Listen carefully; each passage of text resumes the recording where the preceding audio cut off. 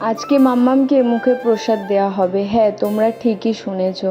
মাম্মাম যে দেখতে দেখতে 6 মাস হয়ে গেল আমরা বুঝতেই পারলাম না। মনে হয় এই কদিন আগেই যেন ও আমাদের জীবনে এসছে।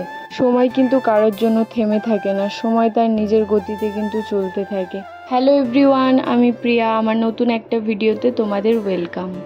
আর হ্যাঁ, আজকের দিনটা কিন্তু আমাদের কাছে ভীষণই স্পেশাল, তাই আমরা সকাল সকাল রেডি হয়ে বেরিয়ে পড়েছি। আজকে আর আমরা 3জন যাচ্ছি না, আজকে আমাদের সাথে হচ্ছে মাম্মামের মামা, মানে আমার ভাই। আর মাম্মামকে নিয়ে আমরা কোথায় যাচ্ছি সেটা তো তোমাদেরকে বলাই হলো না। আজকে আমরা যাচ্ছি দক্ষিণেশ্বর পুজো দিতে মাম্মামের নামে। আর আজকে আমরা মেট্রো করে যাব, সেই মতো আমরা অটোতে করে মেট্রো স্টেশনে এসেছি। টিকিট তো কাটা হয়ে গেছে আর সাথে সাথেই মেট্রো দিয়ে দিয়েছে। কিন্তু যেহেতু আমরা খুব সকালবেলা বেরিয়েছিলাম, অফিস টাইম, ভীষণই ভিড় ছিল। বেশ খানিকক্ষণ ভিড় থাকার পরে অনেকটাই ভিড়টা এখন কমেছে। আর মাম্মাম রয়েছে ওর পাপার কোলে।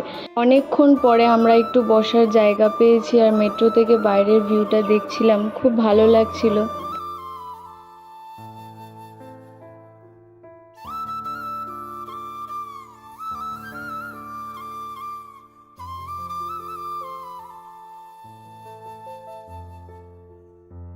আর এদিকে কিন্তু আমরা মন্দিরে পৌঁছে গিয়েছি। আর তোমরা তো সবাই জানো মন্দিরে ফোন অ্যালাউ করে না, তাই আমরা সেরকমভাবে কোনো ক্লিপ নিতে পারিনি। একেবারেই পুজো দিয়ে তোমাদের সাথে দেখা করছি।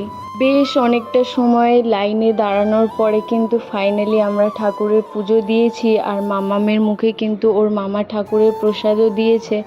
সত্যি মায়ের দর্শন করে মনটা যেন আরও ভালো হয়ে গেল।